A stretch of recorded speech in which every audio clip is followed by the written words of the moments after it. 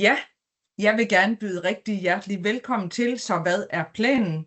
Det er jo en podcast, som handler om, hvad planen er for Europa og ikke mindst Europas virksomheder i forhold til de multiple trusler, vi står overfor, i forhold til trusler som cybersecurity, for lige at nævne noget, der er relevant for dagens program, men også klima, Draghi-rapport, økonomi, hvorfor er vores BNP faldet de sidste 30 år, når USA's og Kinas er steget, og hvorfor har vi ikke været gode til at producere virksomheder med rigtig mange ansatte, og hvad er det for nogle cybersecurity-trusler, vi står med.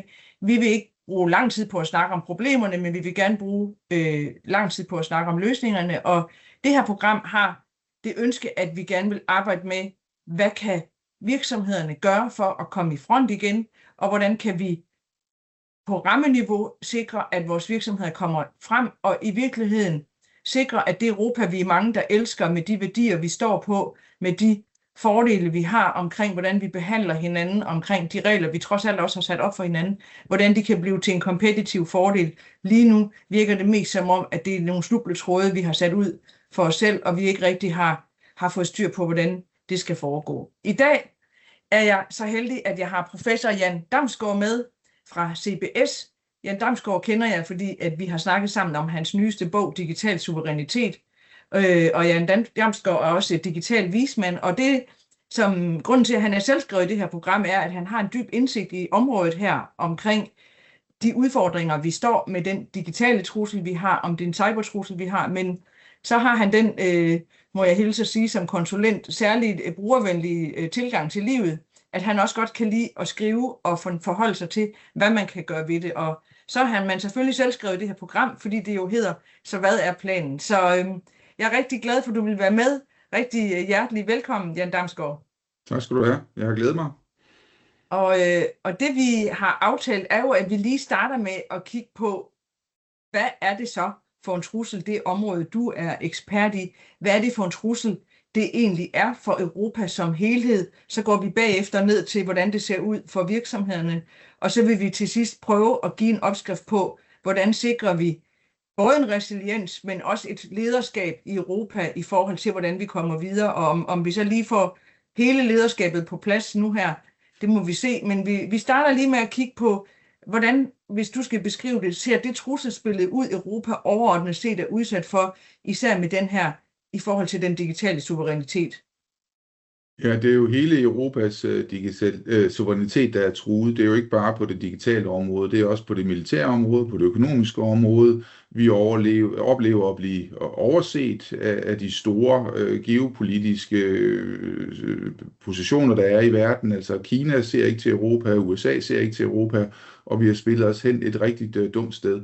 Og et af de steder, vi har spillet os hen, det er jo på det digitale område, hvor vi slet ikke har nogen kompetencer i Europa, der gør, at vi, eller nogle virksomheder i Europa, som vil kunne tage kampen op og skabe en mere ligeværdig verden mellem os og amerikanerne. Så det er lige nu, at Europa er dybt afhængig af amerikanske tech-virksomheder, og det gør, at vi ikke selv har råderet, vi har ikke selv mulighed for at tage til genmæle, hvis nogen i USA ønsker at forandre Europa, så kan de gøre det på det digitale område meget let, fordi at vi er dybt afhængige af amerikanske tech-giganter. Og det er altså noget, som er skabt over de sidste 25 år siden internettet er kommet. Der har vi ikke været i stand til i Europa at skabe nogle af de store tech-virksomheder. Det vil sige, at udviklingen er gået udenom os, og hvad der har været sådan et velmenende forsøg på at beskytte de værdier, du netop lige talte om, har man skabt en langt farligere situation, hvor at det simpelthen er vores suverænitet som kontinent, der er på spil her, fordi at nøglen og kontrolknappen til vores digitale infrastruktur, den ikke sidder inden for vores rækkevidde, men sidder hos nogle få amerikanske tech-giganter, som altså helt kan styre vores adgang til vores helt basale infrastruktur. Og det er jo altså noget med vand, det er noget med el, det er noget med mobiltelefoni, det er noget med finansielle ydelser, det er noget med velfærdsydelser, det er noget med sundhedsydelser at gøre. De alle sammen bygger på en infrastruktur, som vi ikke har kontrol over selv. Og det er egentlig den fare, vi står overfor. Og det lyder jo, det lyder jo sådan ret hele vejen rundt-agtigt. Ja, der er jo sådan en saying nu, der sådan hedder, at fordi det er jo sjovt, Europa har jo været digital førernation, ikke mindst på startup-området, og der er jo mange digitale positioner, der egentlig er startet her, at den her, som folk siger, at så når man når en vis styrke, og så er man blevet opkøbt af amerikanske tech-giganter. Er det noget, passer det også på det her område, at de startups og de miljøer, der har været i Europa, som jo har prøvet at kunne komme ind og få en stemme her, at de simpelthen blevet opsuget af amerikanske investorer eller større amerikanske virksomheder, også inden for cyber? Eller hvorfor er det egentlig, at vi ikke kunne vokse store? Vi har jo før haft en ledende position på det område.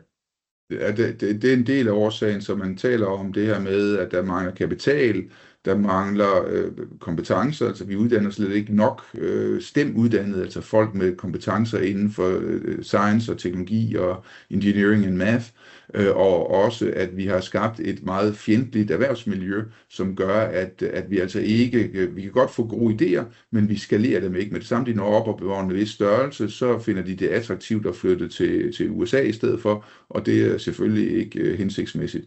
Så det er en vanskelig situation, vi har skabt her, og det vi skal, det er jo at forsøge at bygge en tech-industri i Europa, som giver os den her suverænitet. Og nogen siger, hvorfor ikke bare købe det amerikanerne? Jamen altså, hvis vi ser på det militære område, hvor vi heller ikke har skabt suverænitet, der er vi jo også dybt afhængige af amerikansk militær har dem godt, og selvom vi har store forsvarsbudgetter, så giver det os jo ikke suverænitet på det militære område, hvis vi skal købe alle krudt og kugler hos amerikanerne. Og lidt på samme måde på det digitale område, der skal vi ikke købe det hele USA, vi skal også ligesom have noget, som vi selv har bygget op. Så hvis vi lige skal tage problemet, hvis man er en virksomhedsleder, fordi nu er du allerede i gang med, hvorfor vi ikke skal gøre det der, men bare lige for at få problemet på virksomhedsniveau. Hvis man er virksomhedsleder, nedsænket i den her situation, hvor vi egentlig har, hvad kan man sige, givet en kapital, altså en suverænitet til nogle amerikanske tech-giganter. Hvad er det for et trusselsbillede, man har som virksomhed, hvis man er blevet afhængig af de her ting? Du beskriver virkelig stærkt i bogen jo den her login, hvor man lige pludselig, man tror måske bare, man er i gang med at kigge på sit kundekartotek, men lige pludselig, så skal der være en update på det, og så hænger man endnu mere, hvad kan man sige, fast i noget. Hvordan er det her på virksomhedsniveau et problem, at vi har, hvad kan man sige, sendt ejerskabet til de her updates af ens styresystemer til USA? Hvorfor er det egentlig et problem? Er det ikke meget godt, hvis de er bedst? De er bedst, og det der er, det er jo, at vi er fuldstændig prisgivet de aftaler, vi har lavet med amerikanske tech-giganter, som jo gør, at vi ikke rigtig kan handle frit. Så vi har nogle meget, meget få store leverandører, som leverer det meste af vores tech-infrastruktur.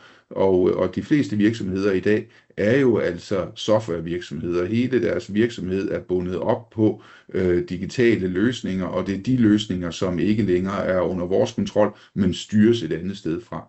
Så derfor så synes jeg, at det er den enkeltstående største trussel mod virksomhederne i dag, det er den her digitale afhængighed af nogle få leverandører. Og det skal man prøve at få styr på, fordi ellers så kan man ende i en situation, der er jo mange, der klager over det her med, at abonnementspriserne går op, men på længere sigt kan det også være, at vores adgang til de her digitale ydelser, at de bliver begrænset. Det kan være, at der kommer andre ting ind, hvor vi måske ikke får adgang til de mest avancerede løsninger osv., fordi at måske USA eller Kina for den sags skyld vil beholde de her teknologier for sig selv, og det skaber jo en situation, hvor vi bliver sat af og ikke længere har mulighed for at bygge konkurrencedygtige virksomheder og ikke har noget, vi ligesom kan spille ind med på den geopolitiske scene. Og det er alle de her virksomheder jo så afhængige af som enkelt virksomhed, og det er det, som skaber den her overordnede effekt. Så det du siger, det er, på den ene side er man jo egentlig økonomisk og også, hvad kan man sige, styringsmæssigt som leder prisgivet, at man nu ligger og har en afhængighed af nogle tech-giganter. Jeg kunne godt tænke mig at lige få dit ord på, hvor tæt er vi på, at der også er en trussel i forhold til, hvis en amerikansk ledelse kunne finde på at sige, lidt ligesom der skete med hvad kan man sige, Ukraines overvågning, at der var der en privat virksomhed, som lige pludselig kunne beslutte sig for, at nu måtte Ukraine ikke længere få adgang til den her overvågning. Hvis man er en ganske almindelig virksomhed i Danmark, som i øvrigt har parkeret hele sin digitale infrastruktur hos en amerikansk virksomhed, og man i forvejen er træt af, at det er for dyrt, hvor meget skal man så også frygte, at der kunne ske nogle andre ting, hvor der er nogle politiske interesser, der kunne gøre, at det bliver sværere for en at drive sin virksomhed. Jeg er simpelthen interesseret i, om du ser det som en teoretisk trussel, eller vi allerede kan se det som, at det er en add-on problematik, man skal forholde sig til som virksomhedsleder. Nu kan vi alle sammen måske huske, at sidste sommer, der gik Dankort jo ned i nogle timer, og det førte jo til, at der blev begået selvtægt ude på Storebæltsbroen, og tænk så, hvis at det her det i virkeligheden går ned, altså ikke bare en par timer, men i længere tid. Så da Rusland invaderede Krimhalvøen i 2014, der lukkede Visa og Mastercard for Visa og Mastercard i Rusland, ikke bare på Krimhalvøen, men i hele Rusland, og det tog dem altså 3 år at rejse sig på den situation. Så forestil dig, at vi ganger de her 4 timer uden dankort op til 3 år, så kan man begynde at forestille sig, hvad det vil have betydning. Mere for nylig har der været den her, at Anthropic, som er jo en af de store AI-leverandører, de har udviklet en ny AI, der hedder Mythos, som altså er så kraftig, at den ikke er blevet sluppet fri på markedet med det samme, men man har givet den til de 20 største amerikanske virksomheder, som ligesom får lov at se på den, og den skulle altså kunne gå ind og identificere sårbarheder, og det er altså så kraftigt et våben, at man altså har besluttet sig for ikke at slippe det fri. Så forestil dig, at dansk sundhedsvæsen, danske finansielle virksomheder, dansk IT, inden for velfærd, er alle sammen nogen, der kan blive udsat her for et angreb med den her Mythos. Og lad os håbe, som der er nogen, der siger, at det bare er et marketingstunt, men det skaber alligevel en vis usikkerhed i Europa. Og det man kunne forestille sig, det var jo, at vi har jo ikke været særlig beredvillige til at hjælpe i Hormuzstrædet, og det kunne være så, at man tænkte, okay, den her Anthropic Mythos, den skal europæerne altså ikke have gavn af, så vi beholder den for os selv. Der er jo allerede eksportrestriktioner på, hvad amerikanerne sælger til kineserne af chips og andre ting, og på samme måde kunne man forestille sig, at USA vil blive en lille smule mere tilbageholdende med at dele den seneste teknologi, eller vi vil få den i mere begrænsede versioner, hvor vi altså ikke kunne få adgang til den fulde teknologiske mulighed. Og det vil jo skabe en situation, der vil skade Europa ved, at vores virksomheder ikke vil være nær så konkurrencedygtige, og det vil udsætte os selv for nogle af de der cybersikkerhedstrusler, som du talte om, hvis sådan en Mythos kan få lov at skille vores digitale infrastruktur ad og finde sårbarheder, som gør, at man kan lægge dansk elnet ned, det danske finanssystem ned, eller andre af den slags ting. Ja, og nu bruger du vendingen, man kunne forestille sig, og det er vi jo nogen, der meget levende kunne. Jeg kan bare godt tænke mig alligevel at høre dig, om du tror, det sker. Altså, men hele tech-industrien var jo til Trumps indsættelse, og vi har jo set, at han jo ikke er bange for at blande politik ind i alt muligt. Men tror du reelt, altså hvor tæt på tror du det er, at Trump vil give nogle beskeder til de her pågældende virksomheder, som sidder med nøglerne til den her infrastruktur, og sige til dem, nu synes jeg også lige skal skrue lidt ned for Europa. Altså hvis du bare skulle give et bud, hvor tæt er vi på, at det kunne ske, så det reelt vil ramme Europas virksomheder? Jamen, der er vi nok på 75% sandsynligt, vil jeg tro. Okay. Altså hvor man kunne sidde, hvis man har hvis man producerer arbejdstøj og bor i Herning, og har sit styresystem i amerikansk, så vil det blive påvirket af, at man måske ikke kunne få en update, eller hvordan vil det kunne mærkes derude? Ja, og jeg tror, at det vil ikke være sådan en generel nedlukning i Europa, det er der mange, der frygter, men jeg tror mere, det er det her med, at vi får begrænset adgang, eller det bliver besværligt, eller at vores data ikke rigtig kan flyttes, eller bliver gennemgået af amerikanske virksomheder. Altså vi så jo med Snowden i sin tid også, at det bruger man altså også i USA, det her med at overvåge al den data, der er der. Det giver dem også en konkurrencemæssig fordel, og de er jo ikke blege for det. Jeg tror også, at der har været andre tilfælde, hvor man har været lidt i tvivl om amerikanernes venlige hensigter i den her situation. Men nu er det ikke kun amerikanerne, synes jeg, der skal stå for den her store ting. Det er simpelthen en selvrensagelse i Europa, at vi altså har solgt vores suverænitet. Vi kan ikke producere noget, og vi kan ikke innovere noget, vi kan ikke skalere noget, vi kan ikke bygge nye virksomheder. Det ser rigtig sort ud, så hvis man går ind og tager og det har jeg også beskrevet i min bog, det her med, at der er 44 områder, hvor at man gerne vil være teknologisk ledende i verden, og der er USA ledende på de 7 af dem, mens Kina er ledende på de 37, og det efterlader Europa med en flot 0 teknologier, vi er ledende indenfor. Og det vil sige, at det er en virkelig vanskelig situation, vi er i. Så det er ikke engang sådan, at vi dominerer de eksisterende teknologier. Vi dominerer heller ikke på nogen måde de fremtidige teknologier. Og det skal man også huske, når man tænker på amerikanerne og den situation, de er i. Jamen, de ser sig i et teknologisk kapløb med kineserne, og kineserne er ved at vinde. Så derfor så er det måske også en grund til, at vi ikke oplever den store venlighed for USA, fordi at de føler sig bundet op på en anden magtkamp. Nu har de så været så uheldige at blive engageret i en konfrontation nede i Mellemøsten, som gør, at de ikke kan give konflikten med Kina deres fulde opmærksomhed. Men jeg tror, at de bestemt overvejer, hvordan man kan bruge tech til at opnå de positioner, man ønsker at tage på den geopolitiske scene. Ja, hvis man skal trække konsekvensen af det, du siger, så virker det som om, at det, vi bedst kan bruges til her i Europa, det er i virkeligheden at levere købekraft til amerikansk teknologi så længe som muligt, så de kan stå sig godt i konkurrencen med Kina. Så jeg synes, du ridser risiciene ret godt op. Vi bliver nødt til at komme over til, hvad så planen er. Og jeg synes, vi skal starte fra toppen igen. Det jeg hører, når jeg for eksempel så EU's budget, når jeg ser, hvad EU snakker om på cyberfront og på security, så er der jo ikke, altså skåltalerne, dem har vi jo hørt 4-5 måneder nu. Alle er enige om det her. Jeg kunne godt tænke mig at lige høre, hvad mener du, der skal ske, og er det, der er på skåltaleniveau, er det overhovedet i en hastighed, som du synes er den rigtige, og så sådan helt overordnet, hvad skal der ske, og med hvilken hastighed, og hvis du også bare kunne sige, det der er sat i gang endnu, er det det rigtige? Jamen altså, hvis man ser på hastigheden her, så er vi gået fra bakgear, hvor vi langsomt bevæger os baglands, til at nu bevæger vi os godt nok fremad, men jo slet ikke i den hastighed, som er nødvendigt for at leve op til de hastigheder, som amerikanerne og kineserne har på de her områder. Så tror jeg også, at man er i en situation, hvor man går ind og i en form for panikreaktion går ind og udpeger nogle vindere.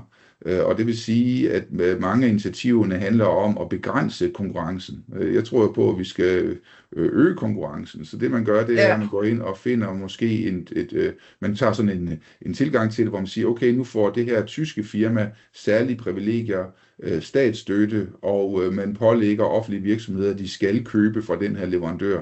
Det gør man også med en leverandør fra Frankrig, og en fra Spanien, og en fra Østtyskland, og en fra Nordeuropa, altså en fra Norden af. Og på den måde, så skaber man altså, hvad jeg kalder sådan en situation, hvor man udpeger vinderne og håber på, at de kan føre det her igennem. Og det er altså sådan mere central planlægning, hvor jeg er mere fortaler for... Du kan godt lide den der kompetitive sult, der gør, at hvis man opererer på noget markedskræfter, så er man også lidt mere interesseret i at kunne slå de andre, end at man bare sidder lidt for lunt i sadlen, fordi man har top-down fået en ordre ned, og så gør man det, der bliver sagt. Ja, så hvis du går ind og ser på de store europæiske virksomheder, så har de jo ikke været i stand til at skabe nye teknologiske vindere. Så hvis man ser på de mest værdifulde virksomheder i verden, så er de alle sammen stort set amerikanske.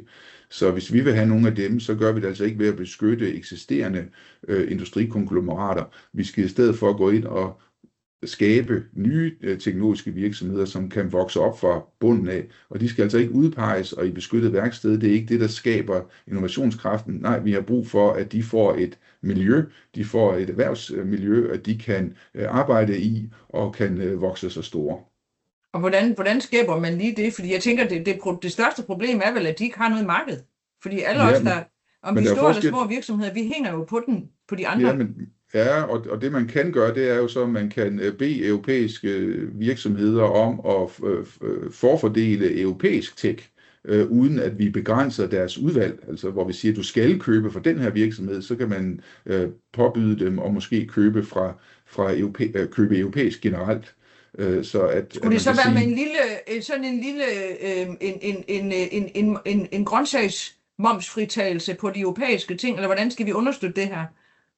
Jeg tror, at sund fornuft vil også drive det her, så hvis man går ind og ser på, hvilke afhængigheder har vi, ønsker vi at reducere den her afhængighed, men så er vi pinedød nødt til at købe hos noget, som er lidt tættere på, og som vi har lidt mere kontrol over. Så derfor så tror jeg, at det vil komme af sig selv, og derudover så er jeg er ikke ekspert inden for, hvordan man lige laver skattelovgivningen om, og så videre. Men der er jo også altså noget af det, jeg også har arbejdet med, hvis vi sådan er på, hvad man skal gøre her. Der har jeg arbejdet en del inden for militærindustrien, og der har man jo de her modkøbsydelser. Og en modkøbsydelse, det er jo, når vi køber F-35 fly i USA, så bliver en del af kontrakten jo, størrelsen bliver øremærket til at købe tech i Danmark, så at vi har en kompetenceopbygning inden for det område der.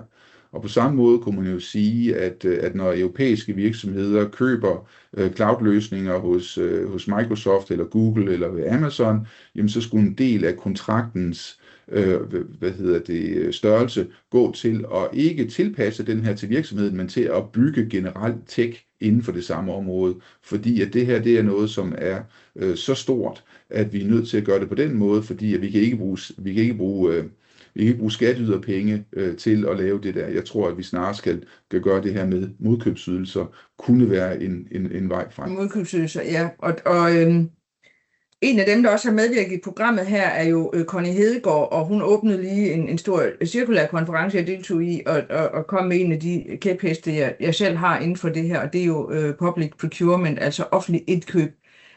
Kunne de offentlige gå foran her? Fordi at det, der du sidder og kalder sund fornuft, det jeg har forstået, der er sund fornuft i forhold til digital indkøb, det er jo, hvis du køber en IBM, som man sagde i gamle dage, så har du ikke lavet nogen fejl.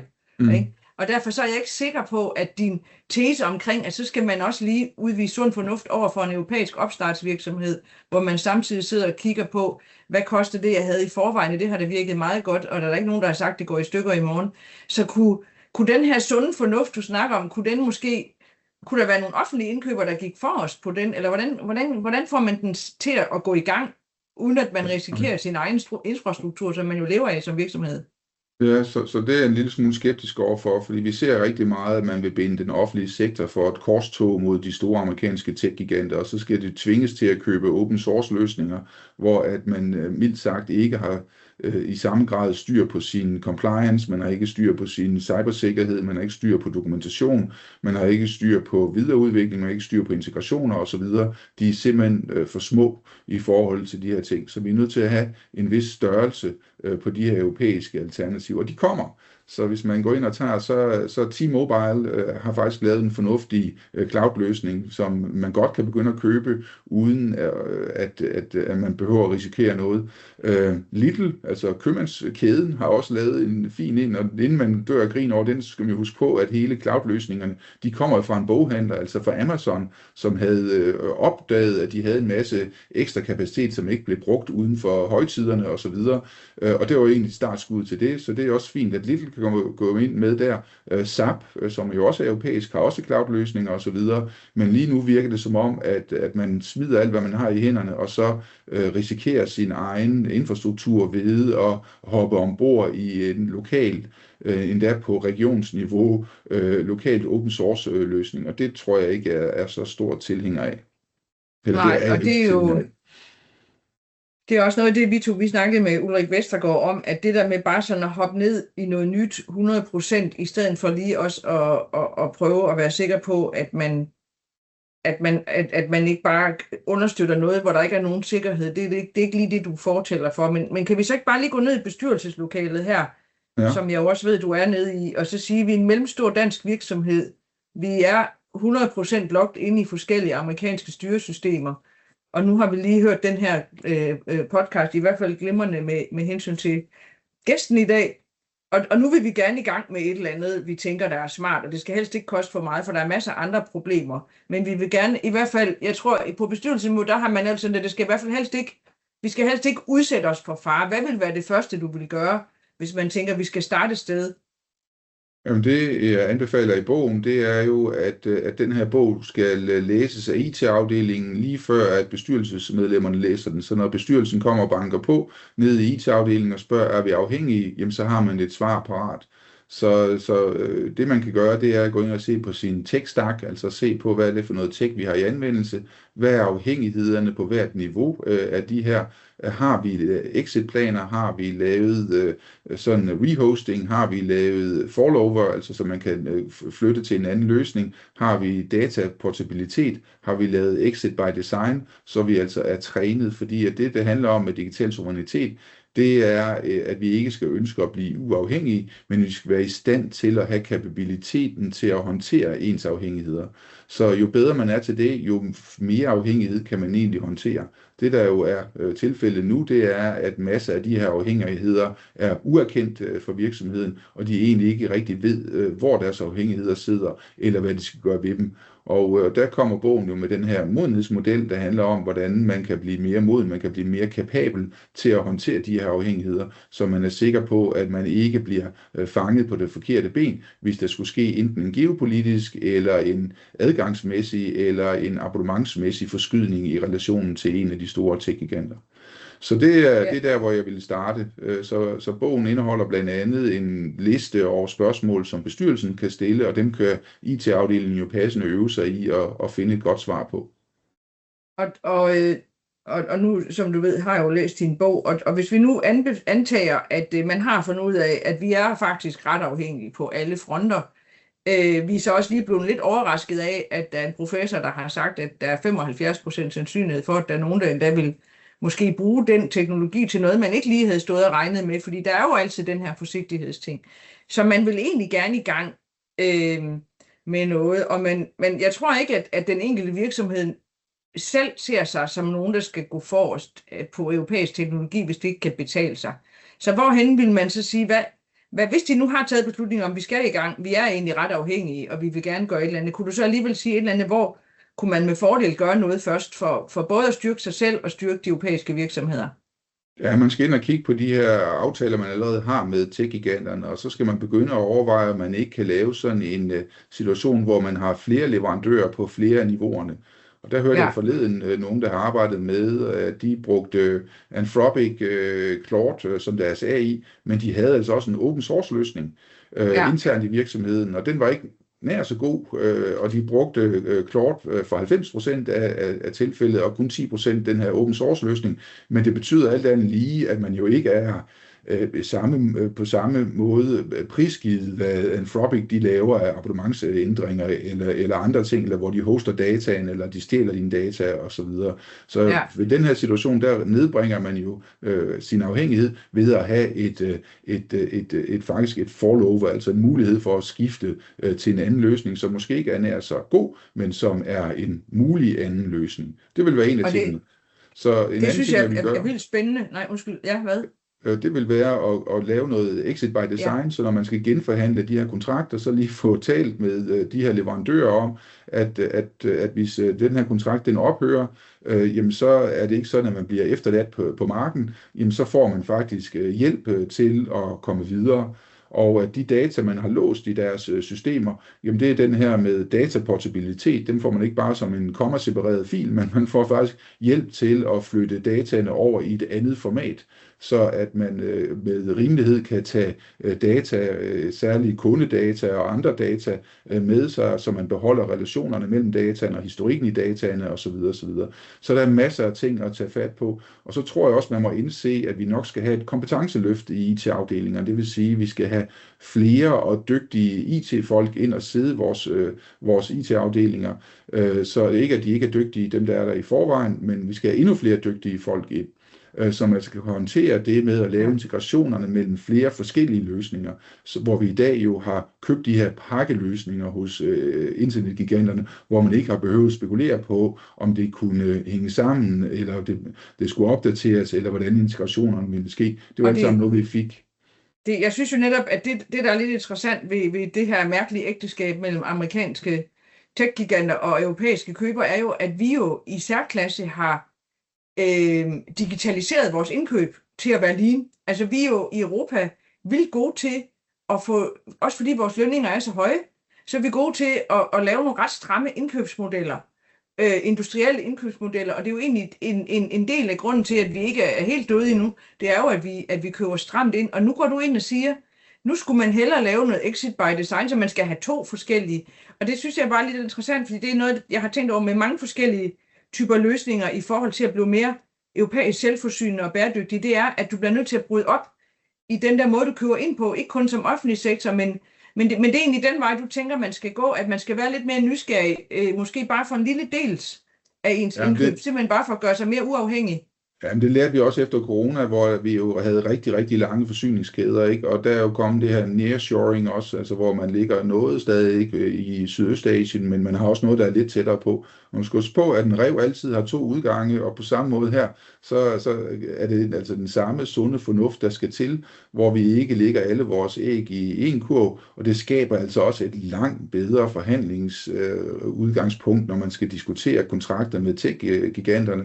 Det er, at der faktisk er et alternativ, så man ikke længere er fuldstændig prisgivet dem, og det er en ren formsag, når man går ind og diskuterer kontraktsfornyelse, fordi de ved godt, at det her det er 10, 20 eller 30 år i aftaler, man de facto laver. Det kan godt være, at de kun har 4 år, og de skal genforhandles, men man har ikke reelt noget valg, når man først er blevet fedtet ind i alle de her løsninger, som tech-giganterne selvfølgelig har bygget. Og så skal vi jo endelig huske på også til sidst i forhold til det her, at den her løsning, det er jo fordi, vi kan jo ikke klandre de amerikanske tech-giganter, at de har taget en position, vi helt åbenlyst ikke selv ønskede at tage i Europa. For ellers har vi vel bygget nogle af de her, så vi har haft det godt med at købe amerikansk tech, og det kan man altså ikke klandre de her virksomheder for, fordi vi havde ikke selv noget alternativ, vi havde ikke noget ønske om at opbygge det her, og det er jo det, blandt andet EU-kommissionens tunge regulering blandt andet har været skyld i.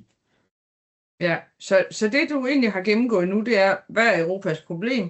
Hvad er det for en løsning, vi skal vælge? Vi skal ikke bare sidde og forfordele en stor, men vi skal tænke i at understøtte nogle forskellige markeder. Du er også gået ned på virksomhedsniveau og sige, du skal i hovedet få styr på din sårbarhed, og du skal også få styr på din modenhed. Og så har du prøvet at lave nogle bud på, hvordan man skal købe ind på nogle nye måder og være nysgerrig på nogle nye måder. Det er meget helt basic, hvad vi vil i det her program. Jeg kunne godt lige tænke mig at bruge 5 minutter til sidst på så at lige kigge på cyberindustrien, så vi ikke laver samme fejl igen i Europa. Fordi vi har jo virksomheder nu, der kan noget på cyber. Man kan sige, dem der har været hurtigst, er selvfølgelig de ukrainske startupper og indkøbere, fordi de har stået i, hvad kan man sige, en trusselssituation, hvor nøden har lært nøgen kvinder at spinde. Men der er også mange andre startupper nu her i Europa, hvor man kan sige, at det her investeringspres, mulighed på cyber, digitalisering og virksomheder. Hvordan kommer vi rigtig fra start, hvis du nu både skulle rådgive de virksomheder, der kan noget på cyber, men også dem, der gerne vil investere? Hvordan kan Europa gøre den her nye mulighed, som jo desværre er en geopolitisk trussel på alle fronter, til en europæisk fordel? Hvis du lige kunne slutte med at lave en plan for det også, så er jeg glad. Ja, men altså, cybersikkerhedsområdet er måske en af de områder, hvor vi jo netop ikke skal være afhængige af amerikansk tech, fordi det netop handler om vores nationale sikkerhed. Ja. Så der skal vi måske sige, at det er en kritisk industri, som kræver en særlig opmærksomhed fra lovgiverne af, som sørger for, at vi har et godt og sprudlende miljø. Der har man jo blandt andet i Danmark været med til at lave de her cyber-værnepligtige. Super godt, at vi får nogen inden for det. Vi har et cybersikkerhedslandshold, som en af mine kolleger på Aarhus Universitet er landstræner for. Aarhus Universitet har satset rigtig meget på det her område. Vi på CBS uddanner vi også folk, og det gør man også andre steder. Og det vil sige, at vi er i en situation, hvor at vi ikke er i så svær en position, som vi er inden for tech generelt. Og det skal vi selvfølgelig sørge for at få bygget op. Og der kunne det igen være en god idé at bede både private virksomheder, og så kan det endda være, uden Lotte, jeg kender til alle skattetingene, at man kunne sige, at der måske var et bedre fradrag, hvis man investerede i europæiske cybersikkerhedsløsninger, eller at man måske skulle påtvinge, det kommer an på, om man skal bruge pisk eller gulerod, sige, at man skal købe europæiske cybersikkerhedsløsninger, så vi altså ikke sætter, reven til at passe gæs. Altså hvis vi køber det i USA, og det samtidig er dem, vi skal beskytte os imod, jamen, så har de jo altså alle en kæmpe fordel der. Så det er også en af de ting, vi kunne gøre, og så er jeg heller ikke afvisende over for det offentlige kunne gå ind der. Måske ikke, at vi udpeger en bestemt vinder, men at vi siger, jamen det giver jo ikke mening at købe cybersikkerhedsløsninger, som ikke er europæiske. Vi har haft problemstillingen inden for, inden for området omkring den mistede jeg lige der, men at inden for andre områder har vi haft det samme. Nå jo, Huawei inden for teleområdet, ikke? Ja, altså, præcis, hvor vi jo ikke vil have Huawei-løsninger på vores mobilnetværk, og så har vi jo købt amerikanske i stedet for. Men er det nu så meget bedre, når at ens bedste ven lige pludselig vender en ryggen, og måske ikke er så venlig over for os længere? Måske er det også en af de områder, og vi har jo altså haft tech-giganter i Europa, altså tænk på Nokia, tænk på Ericsson, de har begge to været nogle tech-giganter, altså jeg tror Nokia på et tidspunkt stod for produktionen af 40% af verdensmarkedet, så der har vi altså været, der skal vi altså helst hen igen, fordi det er kun ved at skabe en situation, hvor vi gør de andre lige så afhængige af os, som vi er af dem, at vi kan skabe balance, og hvor vi bliver anerkendt som en stemme, man skal lytte til i den her nye geopolitiske verdensuorden. Ja, så den her forsigtighed, du sagde, man godt kunne have i en eksisterende situation, hvor man er i sin styringssystem og sådan afhængig af amerikansk tech, den vil du egentlig godt, der kan jeg høre, der går du lidt mere til stålet her på cyber og siger, der bliver vi nødt til at måske putte nogle skattekroner, noget vilje bag, ikke kun køb, men at vi simpelthen går ind og siger, hvordan kan man mere fundamentalt tage nogle indkøbsbeslutninger og nogle planlægninger, også omkring at få skabt de her miljøer. Er det din oplevelse, at det så går hurtigt nok? Altså er vi så i gang med, fordi vi har jo ikke det marked, altså det, og kuglerne flyver jo om ørerne på os. Det er ligesom om her i Danmark har vi ikke rigtig opdaget, hvor meget der er i gang, fordi vi stadigvæk render lidt rundt, men bare vores nærmeste naboer, nu har jeg boet i Tyskland, de er jo meget mere bevidste om den krigssituation, verden er i nu, men er vi hurtigt nok i Europa til så at kunne levere ind på det her, eller går det for langsomt? Jamen der må man så sige, at det er jo der, hvor det europæiske indre marked kommer til kort. Så lige nu er det sådan, at alle, når man ikke køber amerikansk, så vender man sig om i lokalområdet, og så ser man, hvilke cybersikkerhedsløsninger er der her i Struer, eller hvilke cybersikkerhedsløsninger er der her i Odense.